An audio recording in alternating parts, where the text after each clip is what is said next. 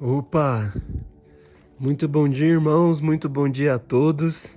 A paz do Senhor, a todo mundo que já tá aqui na nossa live, todo mundo também que tá entrando depois, dando bom dia, boa tarde ou até boa noite também.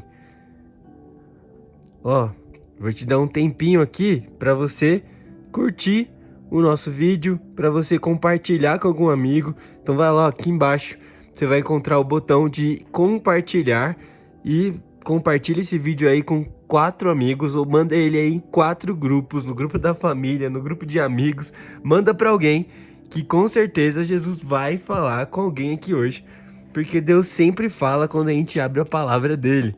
Então, vamos compartilhar a palavra de Deus, irmãos. Muito bom dia, a paz do Senhor para todos. E é isso aí. Lembrando que, para quem tá vendo ao vivo, esse vídeo aqui fica gravado para você ver depois, tá bom? Então, fica tranquilo se talvez não dê agora, tá no trabalho, tá na correria e talvez não dê para ver até o final. Fica tranquilo que a gente deixa o vídeo gravado aqui. Então, mas não esquece de voltar, tá bom? Deixa marcado aí, deixa algum lugar para você lembrar de ver o vídeo depois. E vamos nessa porque Deus vai falar alguma coisa com a gente aqui hoje. E lembrando também, antes da gente começar o vídeo, que o nosso devocional aqui no canal, ele acontece toda segunda-feira e toda quarta-feira, tá bom? Então, segunda-feira, a gente geralmente tem o Pastor Raí aí fazendo a live dele na segunda-feira e na quarta aqui com a gente, tá bom? Então, bora lá. Antes da gente começar o nosso devocional, vamos orar juntos? Então, aonde você estiver, entre em espírito de oração junto comigo, porque vamos entender de Deus o que Ele quer falar pra gente através desse texto aqui. Amém? Então vamos lá. Jesus, muito obrigado, Pai, por esse momento. Muito obrigado porque o Senhor continua falando com seus filhos. Muito obrigado, Pai, porque o Senhor não tem... O Senhor fala conosco, Pai, através de todos os meios, Jesus. O Senhor não tem impedimentos, nada pode impedir a sua voz, nada pode impedir a sua palavra. E muito obrigado, Jesus, porque o Senhor cuida da gente, porque o Senhor nos ama e muitas vezes nos exorta como um pai que realmente ama os seus filhos, Pai, e exorta mesmo para que a gente possa sempre caminhar pelos seus caminhos, caminhar por caminhos corretos e certos. Muito obrigado por isso, Jesus. Nós te agradecemos profundamente e, Pai, eu te peço que o Senhor impulsione essa palavra, Jesus, para mais e mais e mais pessoas. Em nome de Jesus. Amém. Amém, meus irmãos? Vamos fazer aqui o nosso devocional de hoje, aqui em 1 Reis, tá bom?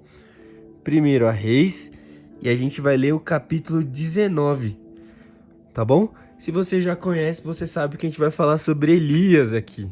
Então, se você já leu, se você já conhece a história, vamos prestar atenção aqui, porque Deus sempre fala algo novo, né? Sempre tem alguma coisinha ali que a gente deixou passar, uma vírgula que pode mudar todo o entendimento ali que a gente passou desapercebido em algum momento. Vamos ver o que Deus vai falar com a gente hoje. Eu vou ler a partir do 9, tá bom? E aí depois a gente vai contando o que aconteceu antes para resumir a história. Então vamos lá. No 19:9, diz assim: Ali entrou numa caverna, onde passou a noite, e eis que a palavra do Senhor veio a ele e disse: O que você está fazendo aqui, Elias? Ele respondeu: Tenho sido muito zeloso pelo Senhor, Deus dos exércitos, porque os filhos de Israel deixaram a tua aliança, derrubaram os teus altares e mataram os teus profetas à espada. Só fiquei eu, e eles estavam querendo tirar minha vida. Então foi-lhe dito: Saia daí, fique diante do Senhor no monte. E eis que o Senhor estava passando. Fica diante do Senhor no monte. E eis que o Senhor estava passando, e um grande e forte vento fendia os montes e quebrava as rochas adiante do Senhor. Mas o Senhor não estava no vento. Depois do vento, houve um terremoto, mas o Senhor não estava no terremoto. Depois do terremoto veio um fogo, mas o Senhor não estava no fogo. E depois do fogo veio o som suave de um sussurro. E quando Elias E quando Elias ouviu isso, cobriu o rosto com o manto, e saindo se pôs à entrada da caverna. Eis que veio um som de uma voz e lhe disse: O que você está fazendo aqui, Elias?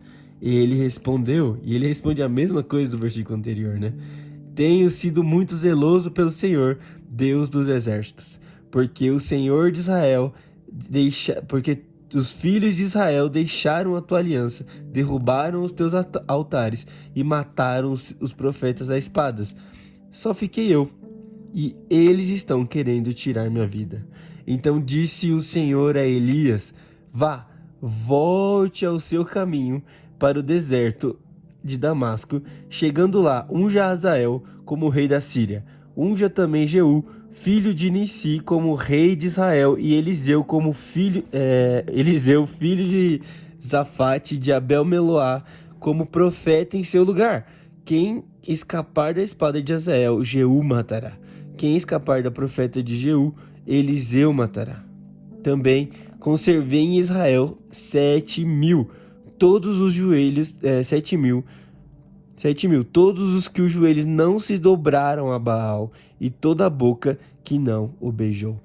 Meus irmãos, só pra gente contextualizar aqui bem rapidinho o que tá acontecendo aqui e por que Elias se escondeu dentro de uma caverna. O que aconteceu antes disso? É muito rápido, tá? Pra contextualizar, no capítulo anterior, Elias, ele volta ao palácio depois de ter profetizado que não ia chover, que não sei o que. Aí o rei de Israel, que era Acabe na época, ficou bravo com ele e pediram a cabeça dele, queriam matar ele a todo custo, pelo que está dizendo aqui.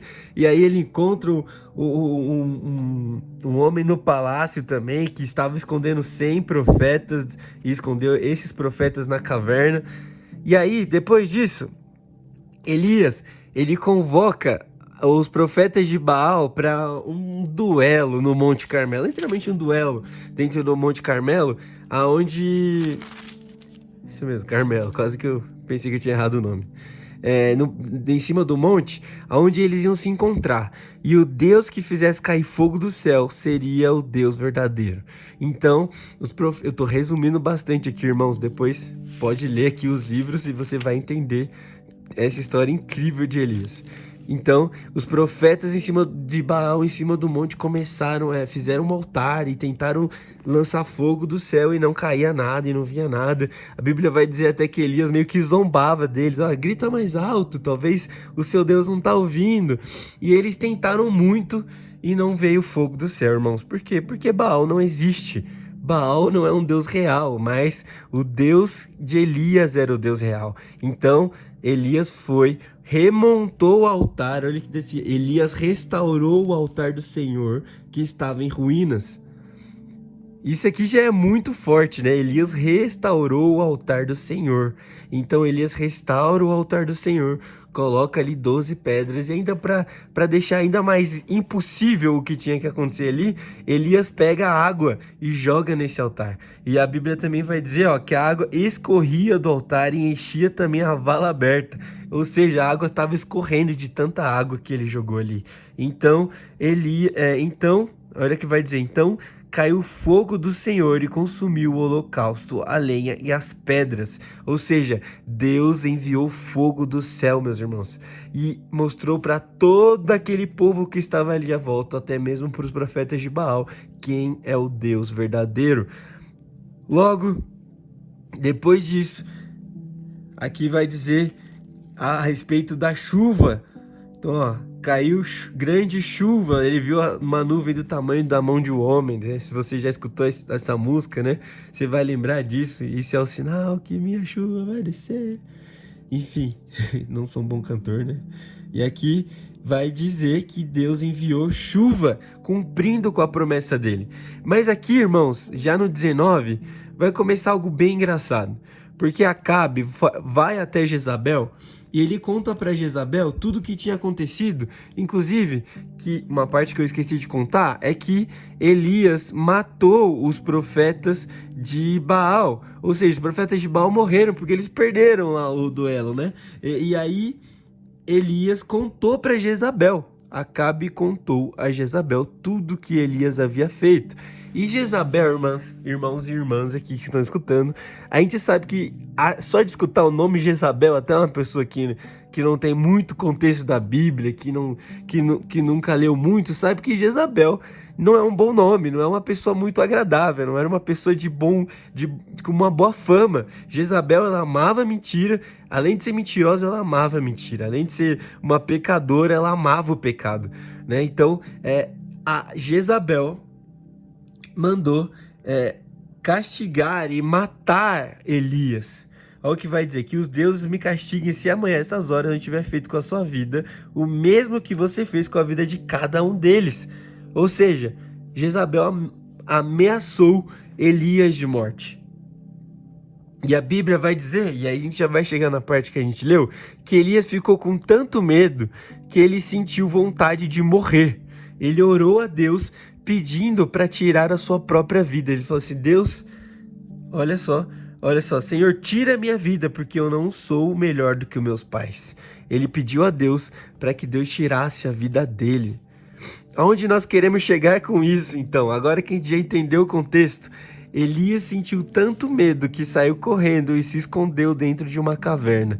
E Deus, ao encontrar com Elias aqui no capítulo 9, no versículo 9, vai dizer: o que você está fazendo aqui, Elias?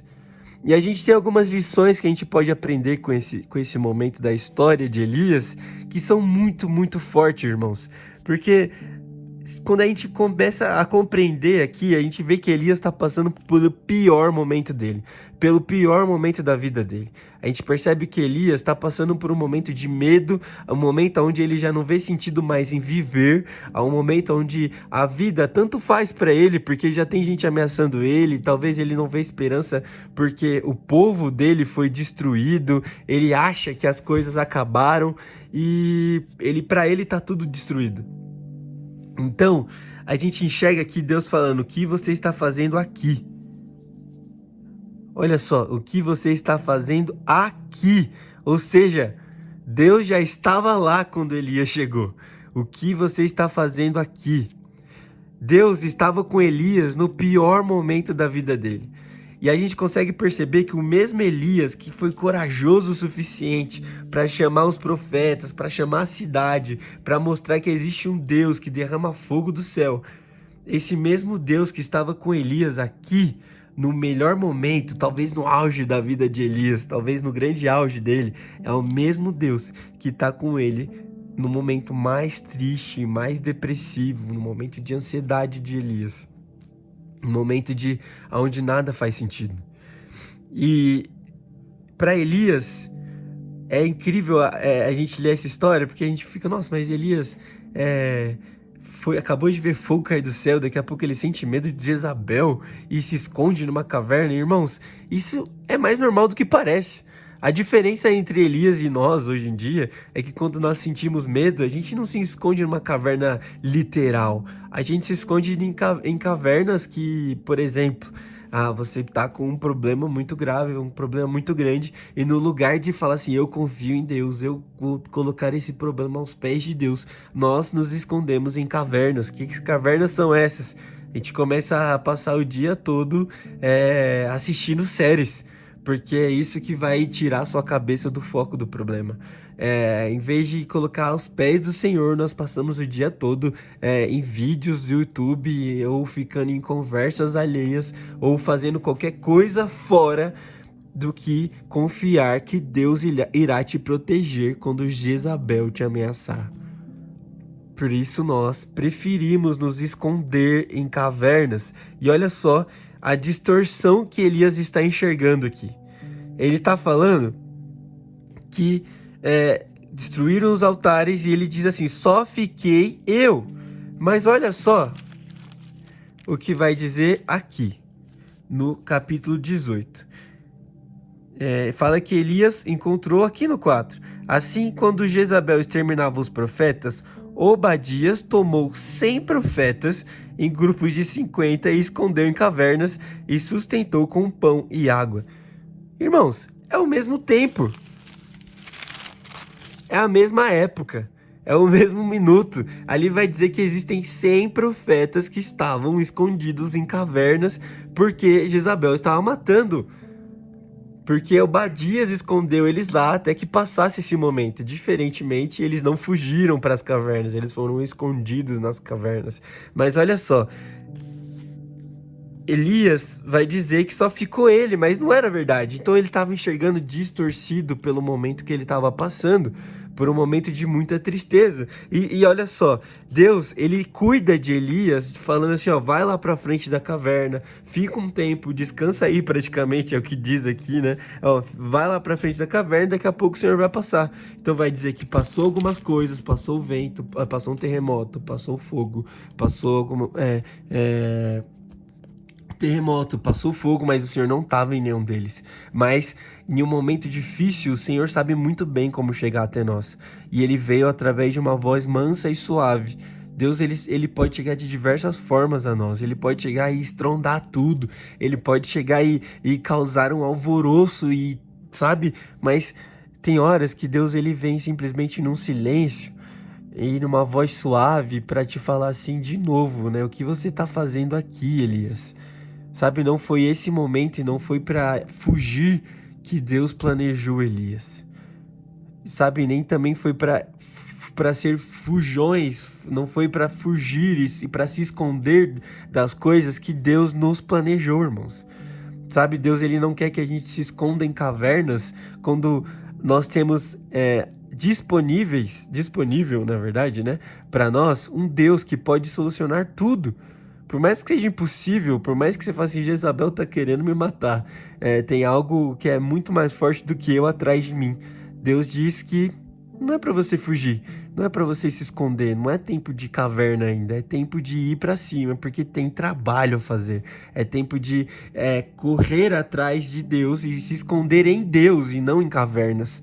E olha só, aqui, quando Deus pergunta de novo para ele o que você está fazendo aqui, ele responde a mesma coisa e fala de novo: só fiquei eu. E quantas vezes nós temos uma impressão que estamos sozinhos, quando na verdade estamos rodeados de pessoas para nos ajudar, irmãos.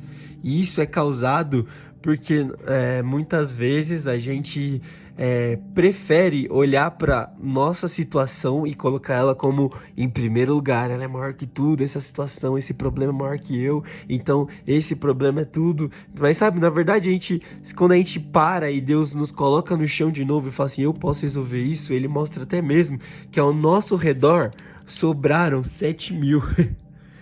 Sobraram 7.000 que os joelhos não se dobraram a Baal. Ou seja, Elias nunca esteve sozinho. Elias não estava sozinho nesse momento.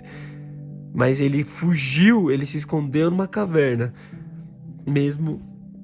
Ele se escondeu numa caverna e Deus foi até ele para buscar ele dentro dessa caverna, para falar para ele sair dessa caverna, porque ainda tinha trabalho a fazer, porque ainda tinha pessoas ao redor dele, porque ele ainda tinha coisas para fazer na vida de Elias. E aí ele vai e diz assim, vai e volte para o seu caminho, porque ainda tem coisas a ser feitas, ainda tem trabalho a ser feito, irmão. Escuta isso. É tempo de sair da caverna e de encarar de frente aquilo que tem nos perturbado, aquilo que tem causado conflito na nossa mente, aquilo que tem causado conflito na nossa família, na nossa vida, porque na caverna nós não iremos encontrar solução para isso. Mas a palavra de Deus é muito simples e clara. Volte ao seu caminho. Vá e volte ao seu caminho. E aí Deus dá uma missão para Elias. Volte ao seu caminho. Chegando lá, unja tal pessoa, unja tananã. E ele vai falar aqui de Eliseu também. Ó, unja Eliseu. E Eliseu, se você continuar lendo a história, Eliseu foi um grande amigo, um grande companheiro de Elias. Aquele cara que quando Elias tentou desistir de novo outras vezes, Eliseu falou, não deixe você desistir, eu vou estar com você até o fim.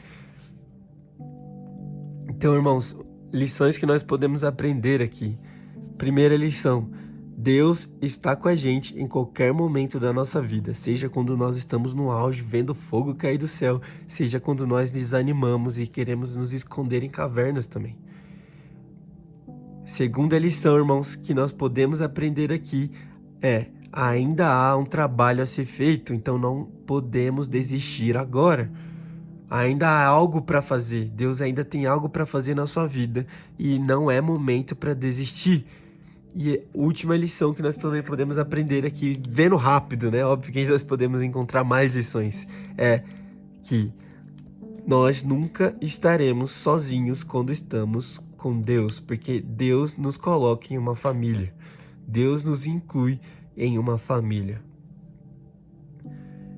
E quando ele acha que só fiquei eu, na verdade ainda tem mais 7.000 com ele. Então que a gente possa ficar com essa palavra pra gente, com essas lições e orar sobre isso. E talvez se você tem passado por um momento na sua vida onde você tem se escondido na caverna, com medo de encarar o que tem acontecido, com medo de encarar talvez a Jezabel que tem te perseguido, entenda que Deus é Senhor na nossa vida. Deus está com a gente independente do lugar que a gente esteja. Deus já estava lá, né? Como diz aquela palavra, se você for ao mais profundo mar, lá estará, lá Deus estará. Se você subir ao céu, lá no céu, lá no mais profundo da caverna, lá Deus está também. Em qualquer lugar Deus vai estar. Então, a gente precisa compreender que não tem como fugir de Deus, não tem como fugir do seu propósito. Então, vá e volte ao caminho. Amém, irmãos? Que Deus abençoe e que, se essa palavra tocou aí no seu coração, compartilha com alguém também, porque com certeza Deus vai falar com outras pessoas. E é isso, tamo junto e segunda-feira temos mais devocional aqui e Deus abençoe. Tchau, tchau.